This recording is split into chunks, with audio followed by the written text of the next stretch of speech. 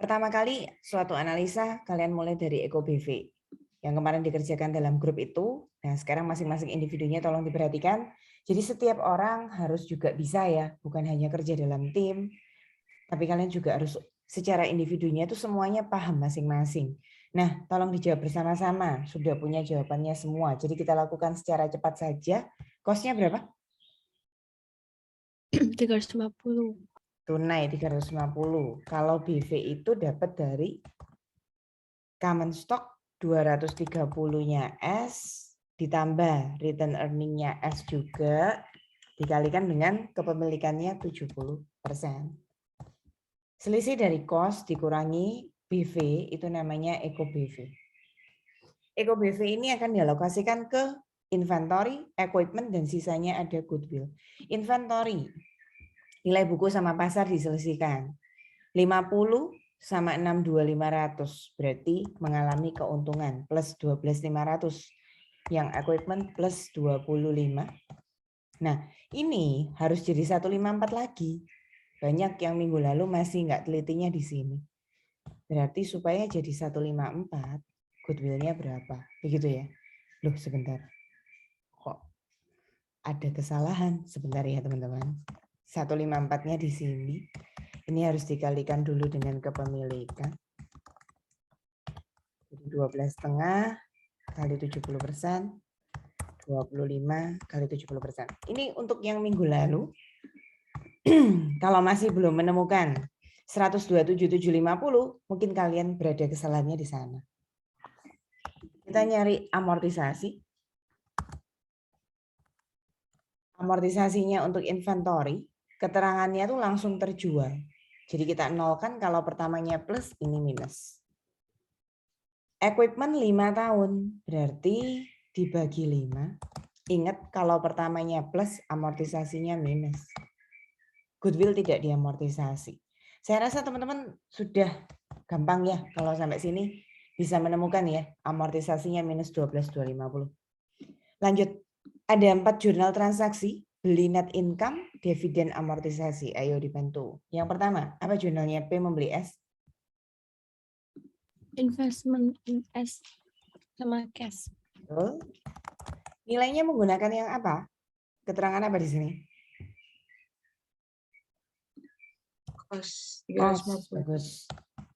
Kemudian yang kedua, jurnal untuk P menerima net income dari S adalah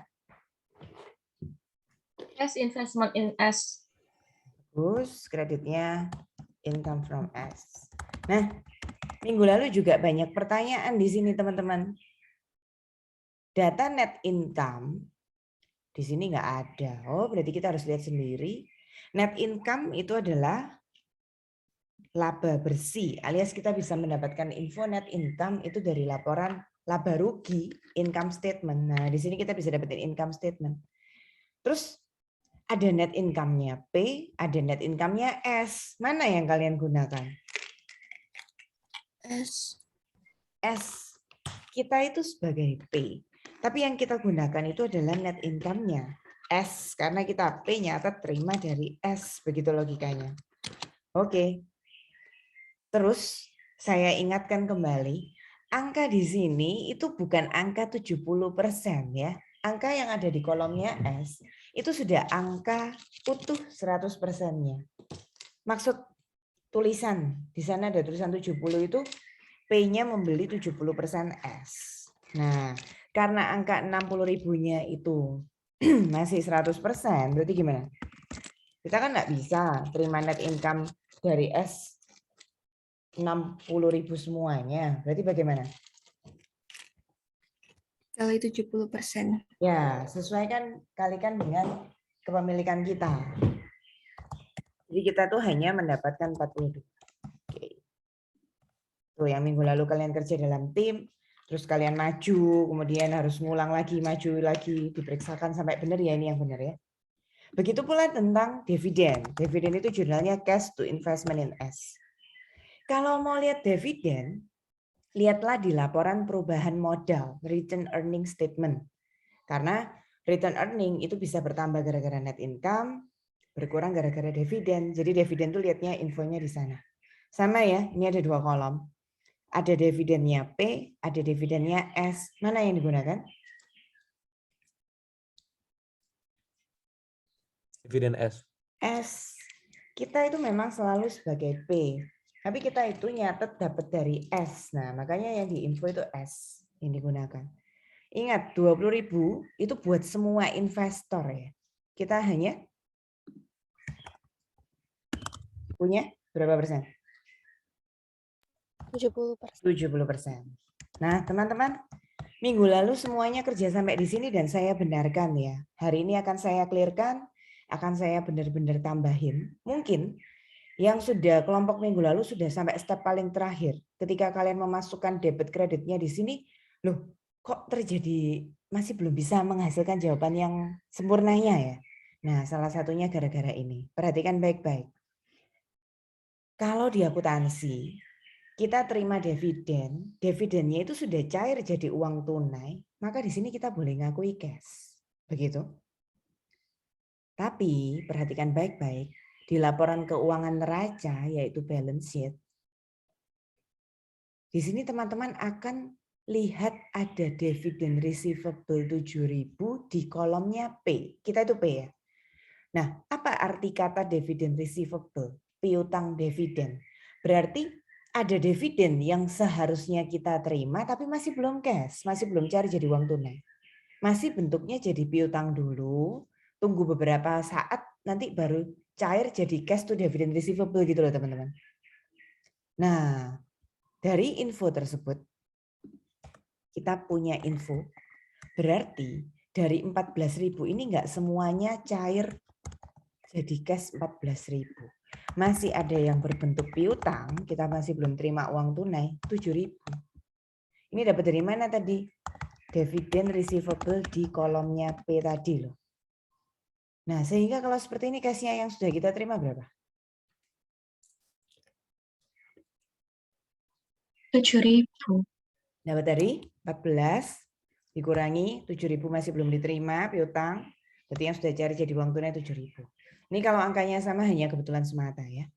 Nah, ini jawaban sempurnanya. Ada yang masih punya pertanyaan? Ada yang kebingungan nggak sampai sini?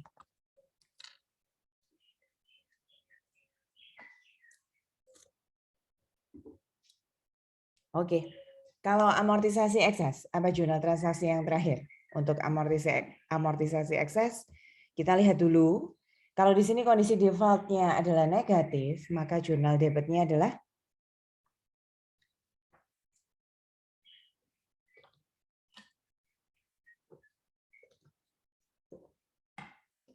apa jurnal debitnya?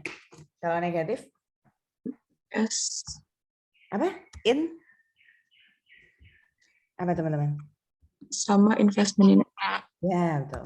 Income to investment. Kalau kalian menemukan positif di amortisasinya, tinggal dibalik jadi investment to income. Oke.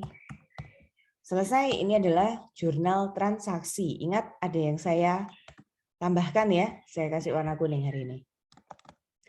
Terus teman-teman dibantu ya, investment itu 350 bertambah 42 berkurang 14 berkurang 12 jadi berapa? Ayo.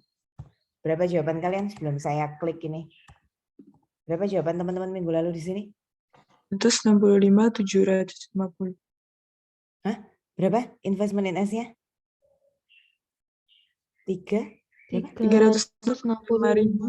Oke. Nah, jawaban ini nggak mempengaruhi kok. Yang tadi dividen receivable kah atau berapa yang cari jadi uang kas itu tenang saja itu nggak pengaruh ya. Lalu income from S, coba sebelum saya klik ada 42, terus berkurang 12.250, jadi berapa kemarin? Jawaban benarnya? 29.750. Benar, 29.750 kredit. Oke. Apalagi yang harus kita persiapkan? Oh, ini kita selisihkan. Kita ambil selisihnya, berarti 15.750. Karena itu semakin bertambah, berarti selisihnya debit. Kalau yang investment diambil selisihnya, kalau yang income diambil saldo akhirnya. Oke. Itu yang kita siapkan. Kemudian implied value. Implied value itu dapat dari cost dibagi kepemilikan. BV-nya dapat dari yang tadi common stock. Ditambah return earning, tapi jangan dikali kepemilikan, biarin 100%. Nah, ini FOBV. Cara cepatnya, inventory, equipment, dan goodwill yang tadi kalian dapat dari selisih nilai buku sama pasar, utuhnya yang sebelum dikali 70% kepemilikan, silakan di copy paste ke sini. Jumlahnya harus 220.000 sehingga teman-teman cari goodwill-nya. Begitu ya. Jika ada pertanyaan saya langsung disela. Ini namanya unamortized excess, teman-teman. Kita akan buat satu kolom amortisasi. Inventorinya langsung terjual. Equipment-nya 5 tahun. Jangan lupa kalau pertamanya plus, amortisasinya minus, goodwill-nya 0. Nah, ini total amortisasi. Berhenti sampai sini dulu, saya stop dulu.